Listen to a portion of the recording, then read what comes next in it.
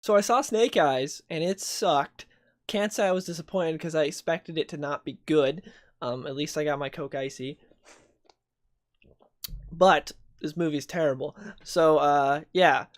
All the behind the scenes stuff in the trailers made me know this was good. This movie, I knew this movie was going to be bad, but I was holding out hope that maybe they'd accidentally make a good movie. Like, I was hoping that through the behind the scenes in the trailers, I was like, okay, I know this is going to just take a big dump over all the G.I. Joe lore and Snake Eyes' origin. They're not going to respect it at all. I was like, maybe they'll make like a decent martial arts movie or something, like a cool like action martial arts movie. They didn't even do that. It's really dumb. And the thing that's most depressing about it is they have the blueprint. They have the blueprint. This freaking Snake Eyes Declassified, my favorite comic book origin story of all time. I like it better than Batman Year One. I like it better than Superman's Secret Origin or Birthright. It is amazing, and not enough people have read it because like the trade paperback's like freaking $1,000. It's ridiculous. You can get the issues for like around $40, or you can probably read it digitally as well. But it's a fantastic origin that I have been suggesting for years. I've talked about it for years on this channel, like all the time. I'll bring it up. It's amazing. And it gives you the blueprint for how to make a great Snake Eyes story and also set up the G.I. Joe universe, because there's a lot of things in here that set up the G.I. Joe universe, because it takes place at the beginning of G.I. Joe when all that's being set up. And that's what this movie's trying to do. It's trying to kickstart a G.I. Joe reboot to bring G.I. Joe back to the big screen and make people care. But no, they don't do that. I'm tired of directors and writers and producers and studios and everything acting like they're better than the source material. It's the most annoying thing ever, especially for anytime there's a new take on a character in the movies. You'll always see behind the scenes stuff from like directors and writers being like, we wanted to do something unique, we want to do our own version of blah blah blah, whether it's like Batman or whoever. Like you'll see it with the newest Batman, like the new Batman trailer, but I'm just using it as an example. I remember, I think it's the director saying like Matt Reeves saying like, we want to do our own version of a version we haven't seen before. You know, a version we haven't seen on the screen, a comic accurate version. We have not had a comic book accurate version of Batman. Same with any other comic book character for a lot of them, but with same with Snake Eyes. Like, we haven't seen like an accurate Snake Eyes. What they did in Rise of Cobra Retaliation was not Snake Eyes. It was terrible. And here we didn't get it either. It's like, we wanted to tell a new story. Like, all the behind the scenes stuff, they're like, we had Larry Hama as a consultant and he gave us his blessing to just trash everything and do whatever we wanted, is essentially what they said in the behind the scenes. And Larry Hama literally doesn't care about anything anymore. Just does everything for a paycheck. Like, you can tell if you read his modern G.I. Joe comics, they're bad. And if you listen to him talk and like the behind the scenes stuff, he's like, yeah, what they're doing is amazing. I'm so happy and it looks so cool. And I wish I would have thought of some of these things. And it's like, yeah, Larry Hama just does not care, which is sad, because what he did back in the day was amazing. But modern Larry Hama is different. It happens to a lot of comic writers, like Frank Miller back in the day. Frank Miller is much different than modern day Frank Miller in terms of writing talent. It happens with a lot of comic writers, sadly. But yeah, let's actually talk about the movie. Spoilers, if you have not seen the movie, I'm going to be spoiling things. I don't think many people care about it, so that's why I don't care about doing spoilers for this initial review. And as you can tell, it's just going to be a rant.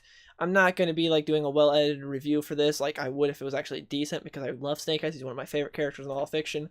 But I don't care. I'm just going to be ranting. So, one of the biggest problems with this movie is the fact that they take a really unique origin like Snake Eyes Declassified, or prior to that, what he had in the 80s when with the Marvel series that Larry Hama wrote, and they make it the most generic thing possible. So, tell me which is more interesting. Do you think it's more interesting for a kid to just watch their parents get murdered in front of them, and they go out for vengeance, you know, very unique, never seen that before, or a guy who signed up for the military, his family didn't necessarily want him to, kind of sad about it, goes to the military, fights, gets injured, gets honorably discharged, is finally going to come home to see his family after being away for a long time, waiting for them to pick him up from the airport, and when they're coming to pick him up, drunk driver kills them all, but mom, dad, twin sister that the character is very close to. What sounds more unique and interesting? Probably the second one, right? That's the comic book origin story. But they go with the more generic one. They go with, oh, wow, he watched his dad get killed in front of him, and now he's off for vengeance, and that's all, and now he's got to live on the streets. It's like, yeah, I've never seen that before. It's like, Snake Eyes has a unique story, but instead they decided to make it as generic as possible. He's a man out for vengeance because someone murdered his dad. It's like, oh, wow, never seen that before.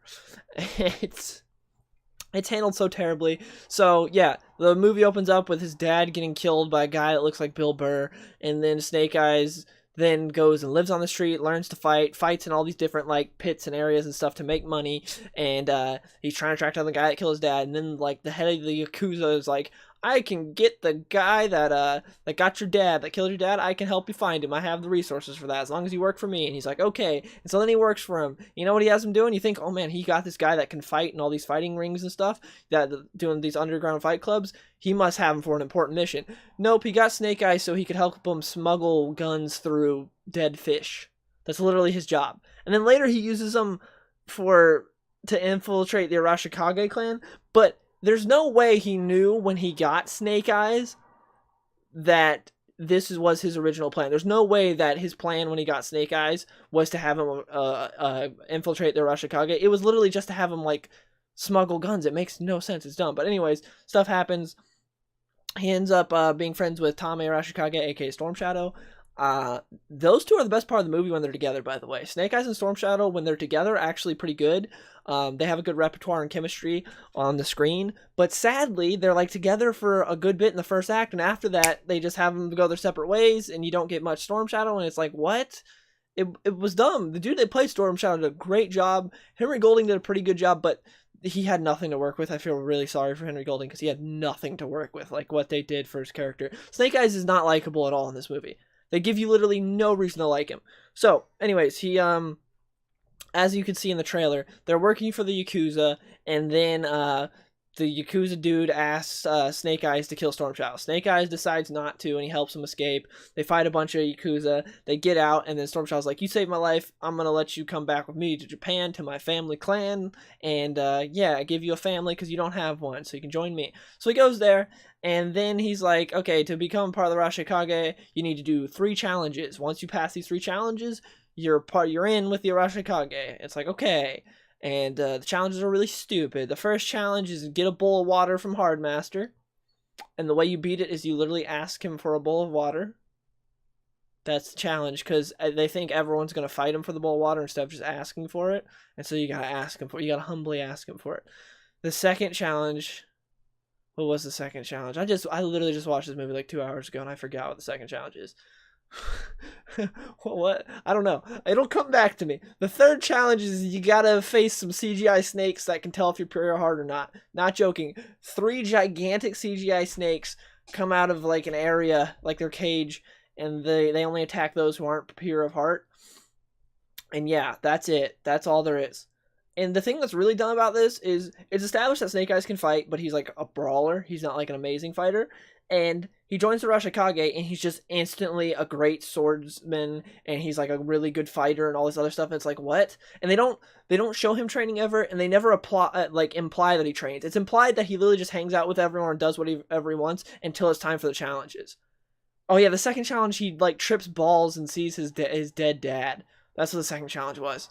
And I literally don't know how you would judge the second challenge. It was really weird. Because, like, the other 2 make sense, like, how you would pass them. But the second one, he literally, like, trips balls and freaking sees his dead dad.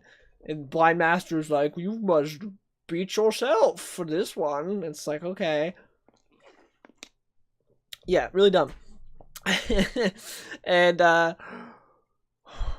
this movie was really disappointing. So... let's talk about G.I. Joe and Cobra. You got Scarlet and Baroness. They're pretty good. I really like Baroness in this movie, actually. Baroness is not in the movie much, but when she's in, she's great, and she's one of the best parts of the movie, maybe the best part of the movie. The lady that plays her does a great job. She just looks evil. She acts like Baroness. Baroness is great. Like, actually handled really well. Scarlet's pretty cool for the most part, but she's really in it, like, a little bit. It is pretty funny with how the Yakuza equip, like, 1 for every 20 guys with a gun. Like, everyone else has a sword, and it's like, man, if anyone had a gun, this would be over with really fast. But they kind of address it at one point, because at the end there, the Yakuza guy's there with his boys, and then it's the Arashikage and Scarlet and Baroness, because Baroness joins them because she got double crossed by the Yakuza, so she joins the Arashikage for a bit to fight with them. Whatever. Anyways, because Baroness and Scarlet, you know, are themselves, they have guns and they just kill everyone. It's funny because, like, they're, like, ready for this fight and they just go, and they just shoot everyone. I was like, thank you. I'm glad they threw that in there because there's so many other times where it's like, yeah, if you had a gun, it'd be over with. But no one did. There's not really many good action scenes. There is I didn't find it as annoying. I saw in a lot of reviews that people were like, man, every single action scene has shaky cam and it's really bad. The action's not great, but besides the opening action scene, the one where he's fighting the dude in the fighting pit, there's the shaky cam isn't that bad. Like, it's not amazing. It's not handled too well, but it's not near as bad as I heard in reviews. But it is, some of it, I wish they would let it breathe more. There's some of it where like they're a little bit too close up on the action. It's like, bring it back a bit, give us a little more field of view, and let it breathe. Like, don't, and also there's too many cuts in the action too. Like one punch cut, one kick cut. But anyways, back to Snake Eyes. So let's talk about Snake Eyes as a character. He's not likable at all whatsoever. So everything he does is for incredibly selfish reasons. He's not a good guy. He doesn't help anyone. Unlike in G.I. Joe, where he's actually like legitimately a good guy, and it's shown over and over again in the comics that Snake Eyes is a good guy. He's not a bad guy. He's not even an anti-hero. He's a good guy. Snake Eyes is a good guy. Anyways, in the movie, again, his dad dies, so his sole mission is to find the guy that killed his dad so he can get revenge. So he does bad things like working for the Yakuza. He works for the Yakuza, and the head of the Yakuza is Storm Shadow's cousin, who was kicked out of the Arashikage for whatever, and so now he wants revenge on the Arashikage, and that's why he's working with the Yakuza. This icy's so good. Best part about going to the theater, even the movie sucks, getting Coke icy. I wish I had an icy machine, dude. That'd be sick. Anyways, so he gets the Storm Shadow's cousin knows that he can get Snake Eyes to get Storm Shadow to trust him, and that'll give him the Arashikage. And so he needs him to go in there to seal this sunstone. Yes, the Arashikage have this sunstone that was bestowed upon them by like some sun god. I'm not joking. They gave them like this sunstone that has the power to like set anything on fire. And the Arashikage swore to protect it and also to never use it because they're like, that's too much power. And they're very honorable folk. So they just have it hidden and they just guard it. And the leader of the Yakuza is like, hey, dude, Snake Eyes, get Storm Shadow to trust you and then break it and get that. And so that's Snake Eyes' whole thing. He's double-crossing Tommy, who trusts him and is getting him a shot in the Arashikage, which is not something everyone gets, and everyone is crapping on Tommy the entire movie because they're like, this outsider doesn't belong here, especially Akiko, who's this small British woman who's the head of security at the Arashikage. What's really funny about her is her character is incredibly annoying, and I don't care about her at all, but she has 2 fights with Snake Eyes, and she's like 5 feet tall, if that. It's hilarious because when she fights Snake Eyes, you can tell they have Henry Golding like freaking crunched down, like having bending his knees really far so that way he's more on her level. Because there are parts where like they lock swords or something, and it's like, dude, Henry Golding could just push her over without breaking a sweat. Like, she is tiny. It's like, if you want to have her beat him, you gotta do like more quick elusive stuff so it looks cool instead of just like, we're in a locked in. It's like, dude, this looks so dumb. Just push her over. And like, there's multiple parts in their fights where it's like she's so small. It looks really bad. Like, they didn't think about it when doing the choreography for the fight. But that was funny. Anyway, she's a bad character. Same with the 2 original characters are her and there's more original characters, but the two like main original characters are her, Akiko, and then I can't remember the name of the guy that's the head of the Yakuza, Storm Shadow's cousin.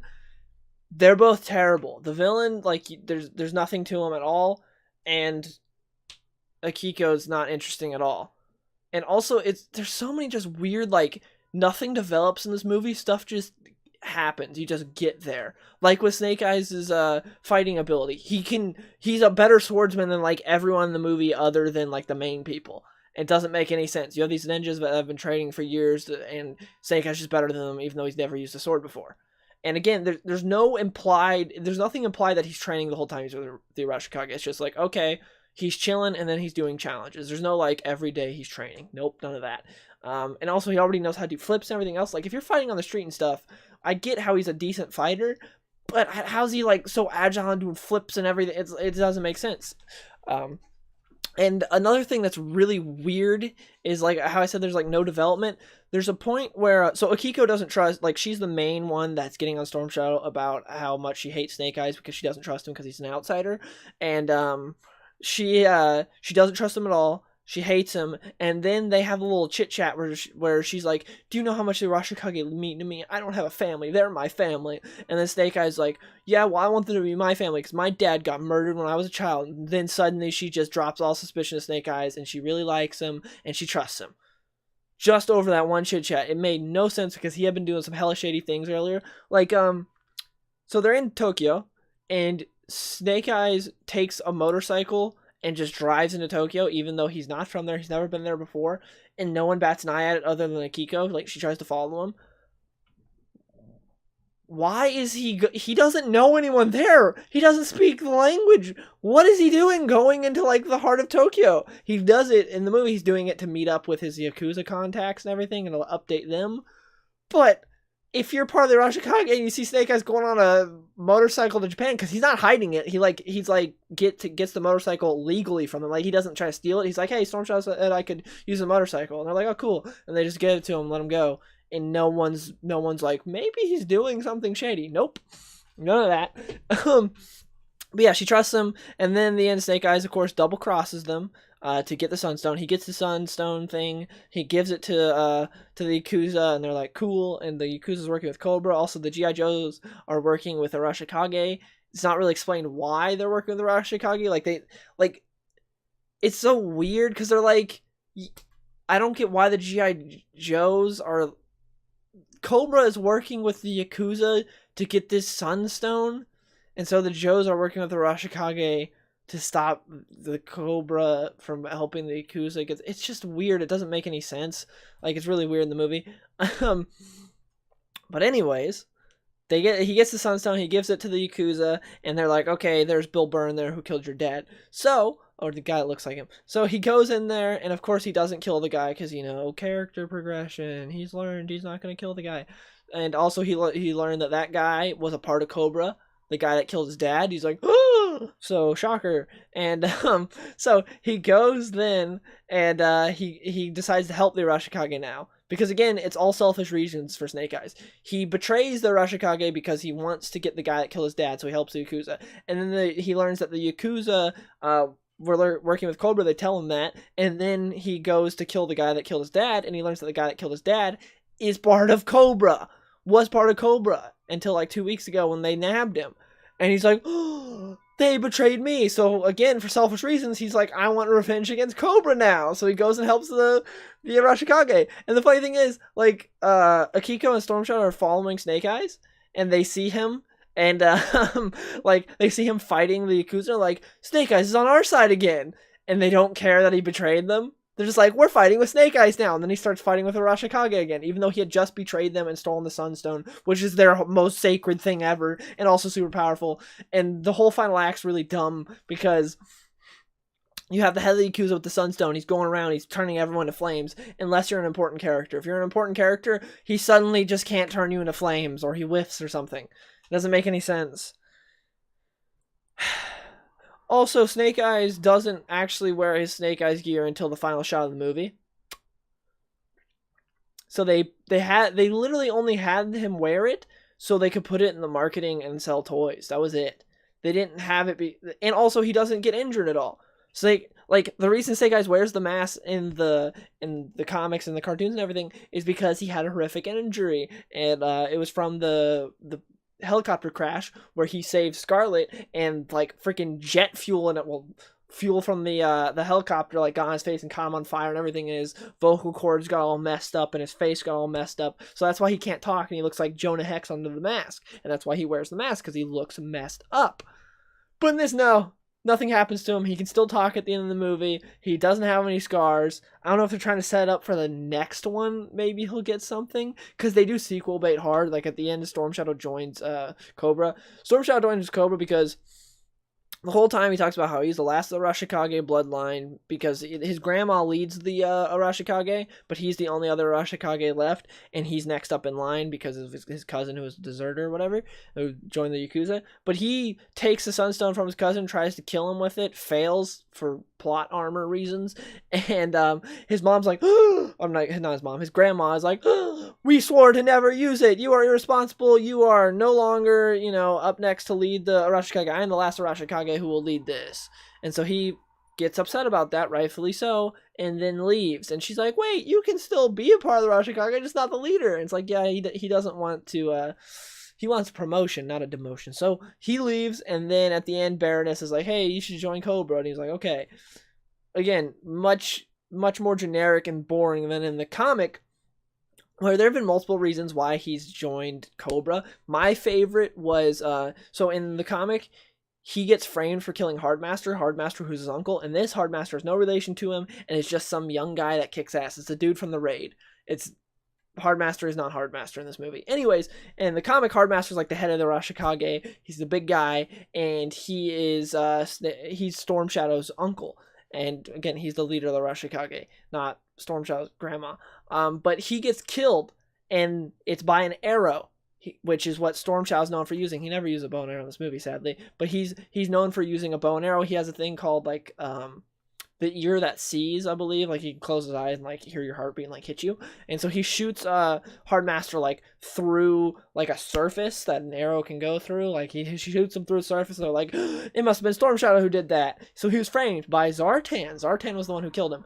And so then Storm Shadow joins Cobra after that, and the reason being, in one of the comics revealed, he said he did it because he wanted to find out what member of Cobra killed Hardmaster, because he knew someone in Cobra did it, and he wanted revenge, and he wanted to find out who framed him and who killed his uncle. But in this, instead, it's just, oh, my grandma kicked me out, so now I'm joining the terrorists. Yeah, my grandma kicked me out, so I'm joining the terrorists now. It's like, that's not interesting at all. Like, again, writers, producers, directors, stop thinking you're better than the source material. The source material is lauded and has fans for a reason, because it's good. It works. But these people think they can make it better and change it and do their own thing. It's like, no, shut up, you suck. It's so annoying. I hate it. I hate it so much. But there's not much else to say. Let's see if there... I'll try to think of some good things to say about the movie. Again, the guy who plays Storm Shadow did a great job. I wanted more of him. Storm Shadow and Snake Eyes, when they're together, were pretty good, but they're not together that much. Baroness is fantastic. She's done really well. The landscapes look really cool. Like, they shot in Japan. There's not a whole lot of areas, actually. Like, they kind of go through, like, the same, like, 5 areas. But it does get you familiar. They actually do a good job of getting you familiar with, like, the Arashikage, like, compound. There's not much else good in this movie, like, at all. The fight scenes aren't that great. Like, there's some that are okay, but there's nothing that I'm going to Google on YouTube later. There's not like, oh, I want to see this really cool duel. It's like, no, there's none of that. There's nothing that, like, later I'm going to search up on YouTube, like a year from now. There's nothing going to be like, oh, I want to watch it. Like, there's none of that. So, yeah. I just rambled about Snake Eyes for, like, 23 minutes. If you've seen the movie, I want to hear from you guys in the comments below. What did you think of Snake Eyes? What are your thoughts? Because, again, I'm a huge fan of Snake Eyes. He's one of my favorite characters in all fiction. I've been a big fan ever since I was a little kid. Ever since I saw G.I. Joe Spy Troops when I was a little kid, I've loved Snake Eyes. He's so cool. And, yeah, they ruined him in this. They didn't do anything good, sadly. And they sequel bait hard. I don't know if Paramount's just gonna, because the reviews aren't good right now. I haven't seen any fan reactions, though. I have no clue if maybe the fans like it. I know the critics do not, and I don't think the fans are really gonna like it either. But the first G.I. Joe movie, Rise of Cobra, no one liked, but that got a sequel. So I know if they're gonna do the same thing here, where they're gonna be like, okay, wasn't very good, but we're pushing through because we don't want to reboot again. So I don't know if they're gonna do that. We'll see. But yeah, thank you guys for watching. Hope you enjoyed, and I'll see you guys later.